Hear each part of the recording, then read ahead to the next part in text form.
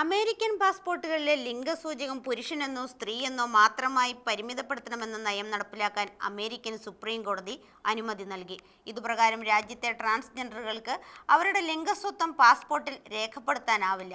Trump ഭരണകൂടം നിരന്തരമായി നടപ്പാക്കണമെന്ന് വാദിച്ച ഈ നയത്തിന് സുപ്രീം കോടതി പച്ചക്കൊടി കാട്ടുകയായിരുന്നു. ലിംഗസത്വത്തിനനുസരിച്ച് പുരുഷനെന്നോ സ്ത്രീയെന്നോ എക്സ് എന്നോ തെരഞ്ഞെടുക്കുവാൻ അപേക്ഷകരെ അനുവദിക്കണമെന്നാവശ്യപ്പെട്ട് നേരത്തെ കീഴ്ക്കോടതി രംഗത്തെത്തിയിരുന്നു. ഈ ഉത്തരവാണ് സുപ്രീം കോടതി തള്ളിക്കളഞ്ഞത്.